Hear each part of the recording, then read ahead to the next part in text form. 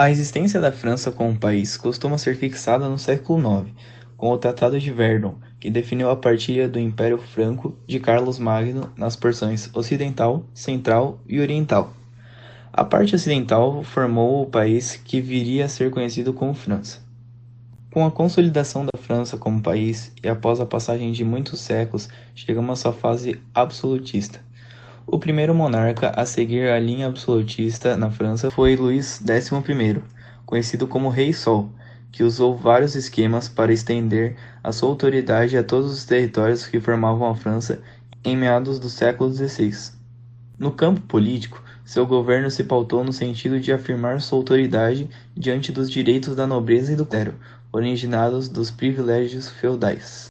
Devido à centralização do poder, a grande crise pela qual a França passava e pelas medidas tomadas contra a grande maioria da população, conhecida como Terceiro Estado, eclode a Revolução Francesa. A corrente de ideias nacionalista surgiu no século XVIII, no período da Revolução Francesa, na qual a ideia de nação estava fervorosa na França. O objetivo era exaltar um país justo e fraterno.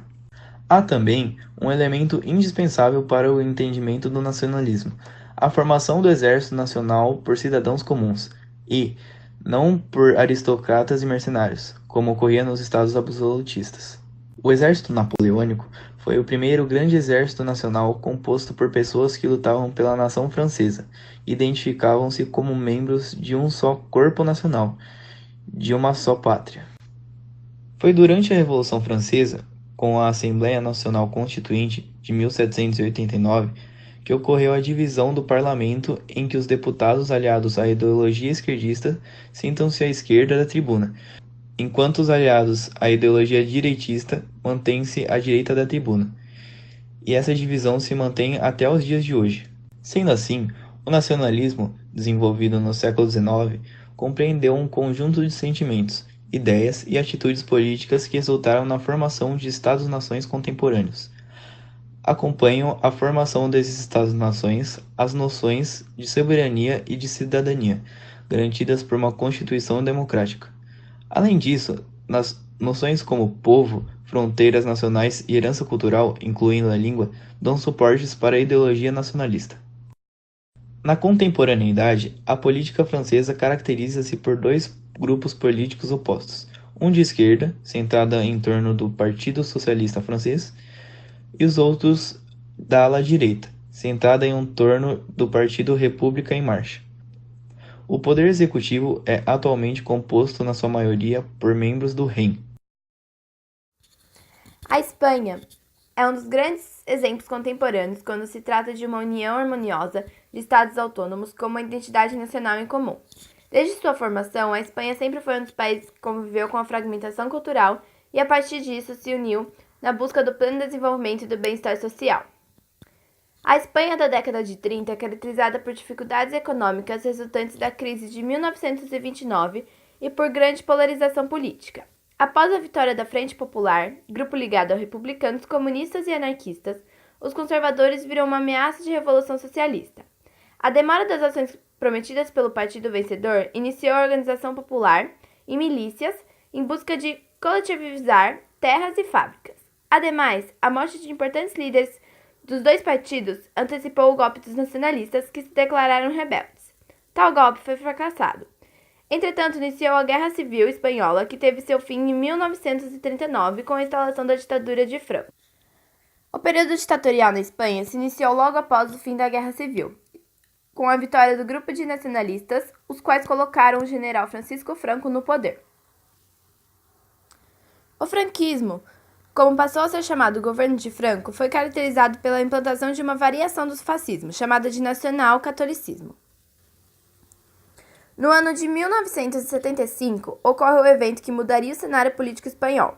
A morte de Francisco Franco marcou o fim da ditadura comandada pelo mesmo. Após sua morte, o que antes era uma ditadura passou a ser um sistema monárquico parlamentar. As eleições realizadas em 25 de abril de 2019 mostram uma maior aceitação da esquerda por parte dos espanhóis. A recém-eleição ficou marcada também pela entrada de partidos de extrema-direita que ganharam votos em regiões específicas da Espanha, como também na capital, Madrid. Quando falamos da Espanha, não podemos esquecer da instabilidade política envolvendo catalões e bascos. O território da Catalunha é um dos principais locais do mundo que há movimentos separatistas com um forte clamor pela independência local em busca da constituição de um novo país. Possuem um forte sentimento separatista que é alimentado pelo nacionalismo arraigado que esse grupo regional possui. Os catalões, além de uma identidade própria, possuem o seu idioma específico, o catalão, uma língua evoluída a partir do latim e que possui poucas semelhanças com o espanhol. Além disso, eles agregam-se na região da Catalunha, uma espécie de província autônoma da Espanha, localizada ao sul da França e que possui até mesmo um parlamento próprio. We are a territory with a strong national personality. We need our independence. Hay mucha más gente que somos españoles y queremos pertenecer a España. Catalan, we feel Catalan, we speak Catalan, and it is another culture. In 2016, nearly 21% of Spain's tax revenue came from Catalonia. We pay a lot of taxes. They take them away. They don't return into better infrastructures, into better living conditions.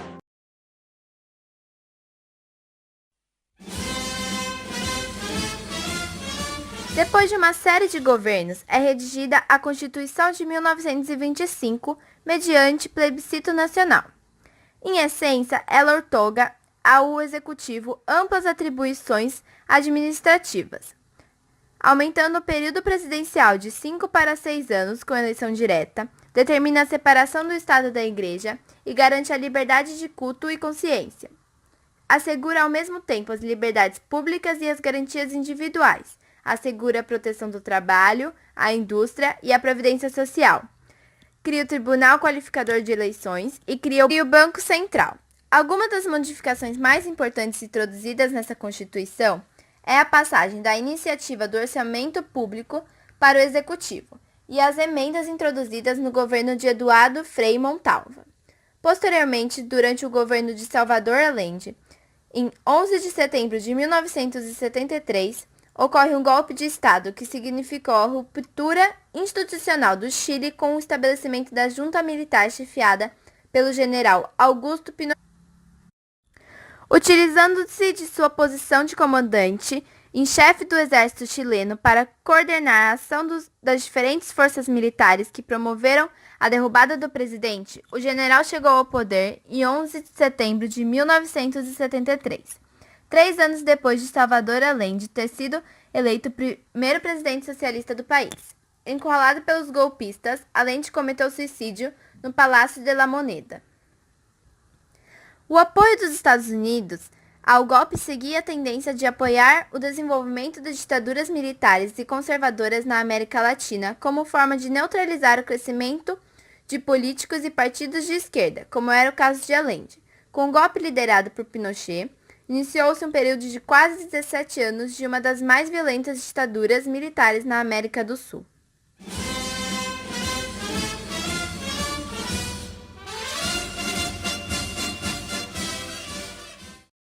Inicialmente ocupada por celtas e romanos, a atual Hungria só começa a tomar forma como um principado a partir do século IX.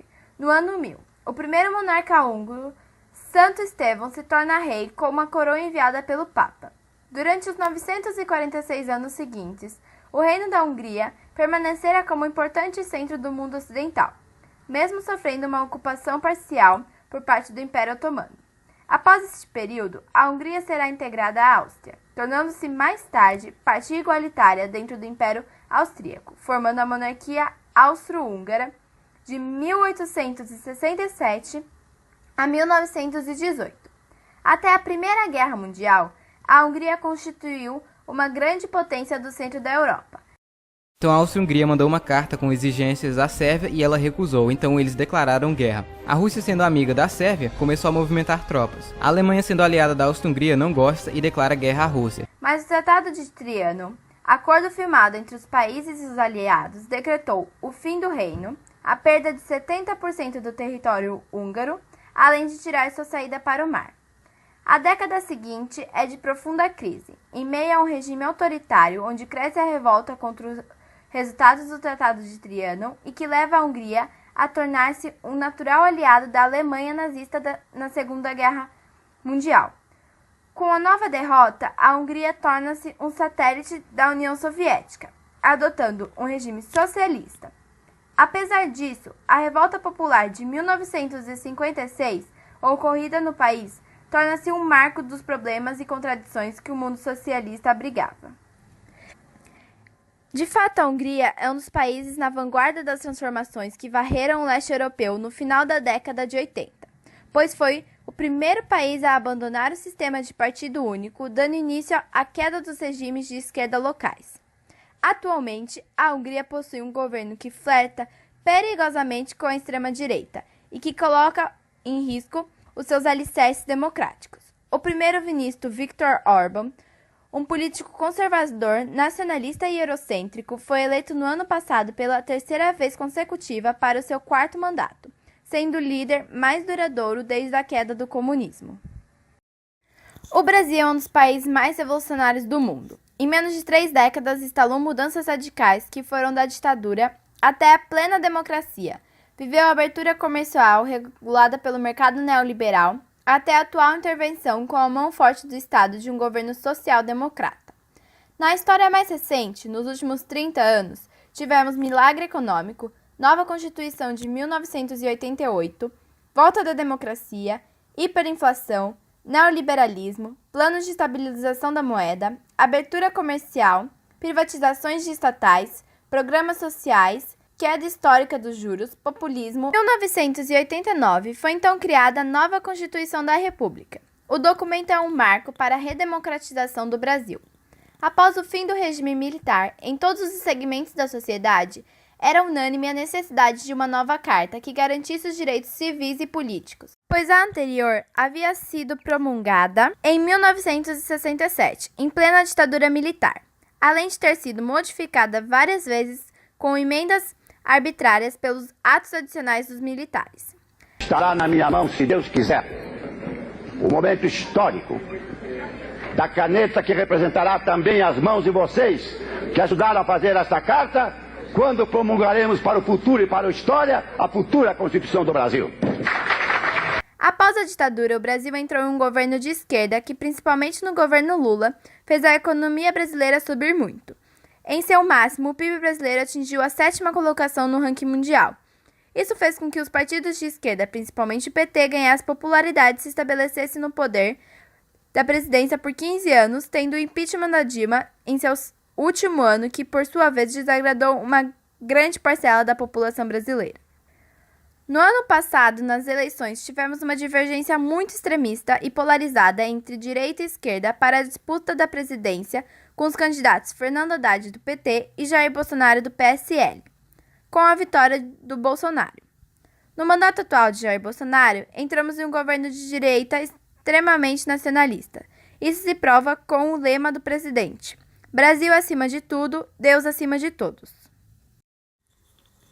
A data oficial da fundação dos Estados Unidos é 4 de julho de 1776, quando o Segundo Congresso Continental, representando as 13 colônias, assinou a Declaração da Independência. Contudo, a estrutura do governo sofreu uma grande mudança em 1788, quando os artigos da Confederação foram substituídos pela Constituição dos Estados Unidos. No intuito de expandir seu território em direção ao oeste, o governo americano iniciou um ciclo de guerras contra as populações indígenas que durou até o fim do século XIX. A guerra contra a Inglaterra, que acabou empatada, serviu para reforçar o nacionalismo americano.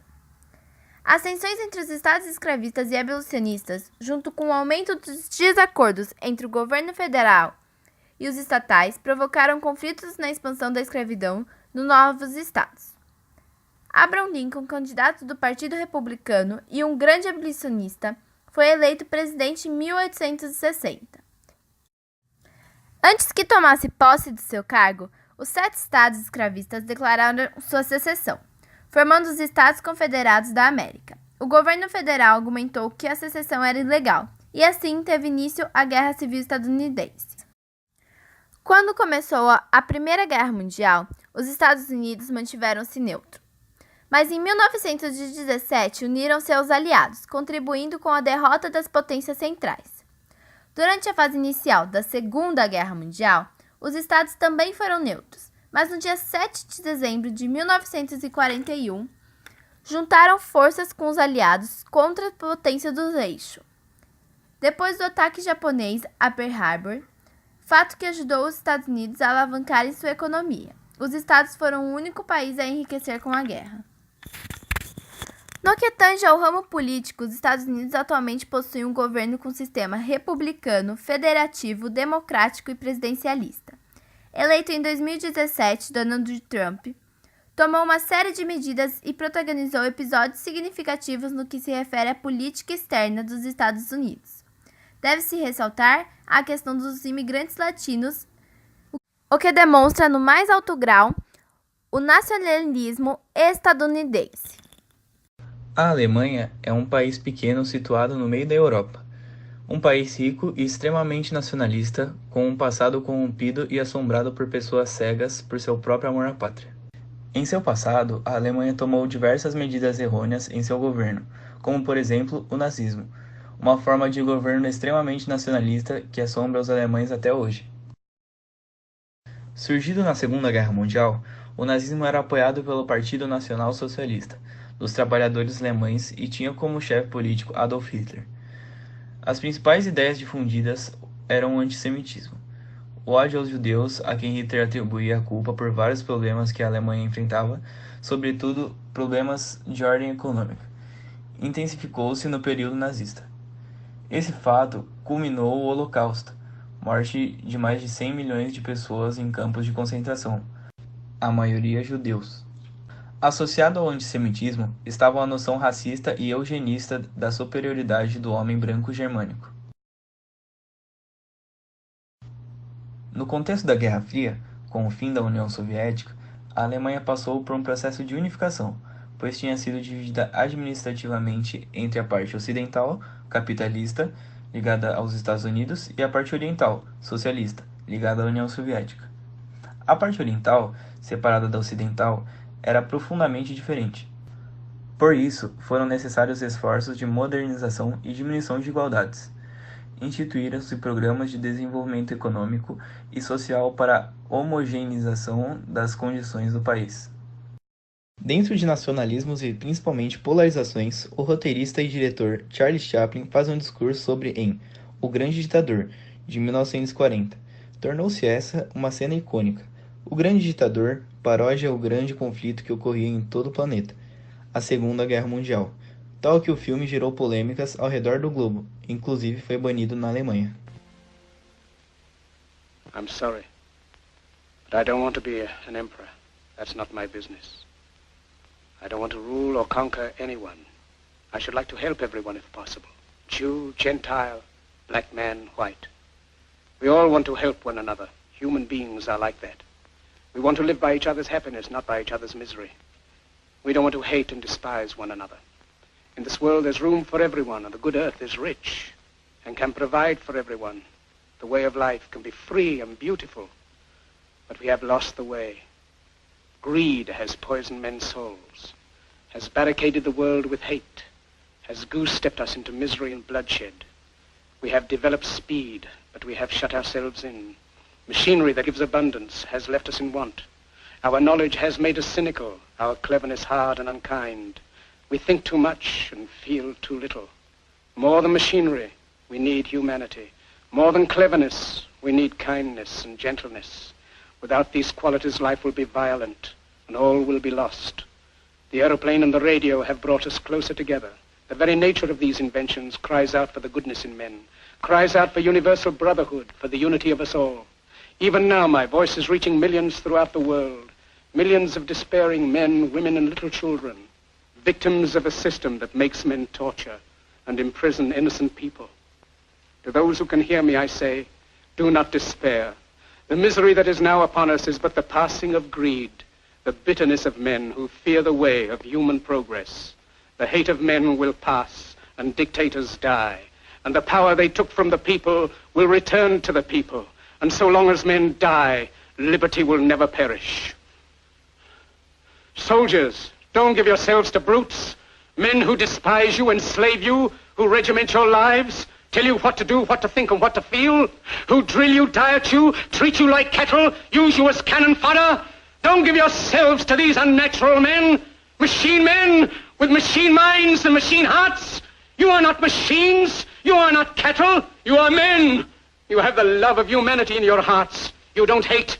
Only the unloved hate. The unloved and the unnatural. Soldiers, don't fight for slavery. Fight for liberty. In the 17th chapter of St. Luke it is written, the kingdom of God is within man, not one man nor a group of men, but in all men, in you. You, the people, have the power to create machines, the power to create happiness. You, the people, have the power to make this life free and beautiful, to make this life a wonderful adventure. Then in the name of democracy, let us use that power. Let us all unite. Let us fight for a new world, a decent world, that will give men a chance to work, that will give youth a future and old age a security. By the promise of these things, brutes have risen to power, but they lie. They do not fulfill that promise. They never will. Dictators free themselves, but they enslave the people.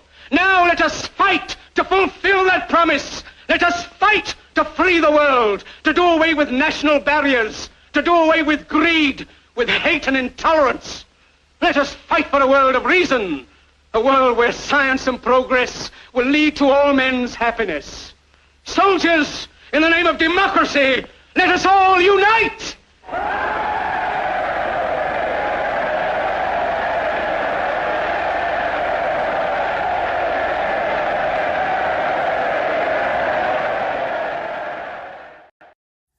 Há 100 anos, a Venezuela era muito rica, porém desigual, ou seja, a maioria da população era pobre e o dinheiro se concentrava na mão de poucas pessoas. Mesmo com o descobrimento das grandes reservas de petróleo em seu território, a situação de desigualdade não mudou. ¿Por qué está saliendo a votar hoy? Bueno, por el bienestar del país. ¿Qué está buscando en esta nueva Asamblea Nacional Constituyente? Bueno, una paz para todo. Em 1999, Hugo Chávez entrou no poder e fez a Revolução Bolivariana e aplicou o chavismo, que tem influência socialista. Em seu governo, Chávez estatizou o dinheiro do petróleo, distribuindo à população. Assim, o chavismo ganhou extremo apoio popular. Após a morte de Chávez, em 2013, Maduro assume o poder com uma forma de governo chavista e nacionalista, fazendo ganhar apoio popular. Atualmente, a Venezuela passa por uma grave crise humanitária, política e econômica. Maduro está ameaçado a sofrer um golpe e, por importantes países, não é mais visto como presidente. O autodeclarado presidente interino Juan Guaidó luta para que Maduro deixe o comando do país. La violencia del gobierno y la violencia del AMPA. Todos esos son razones para tú salir a protestar, a manifestar, a defender tus derechos y aspirar a una mejor Venezuela. Lo que sucedió ayer fue el más grande fraude que se haya cometido en cualquier elección nacional. Era un fraude cantado, ya se sabía que iba a ser una elección con poca asistencia, pero con una gran participación forjada por el gobierno.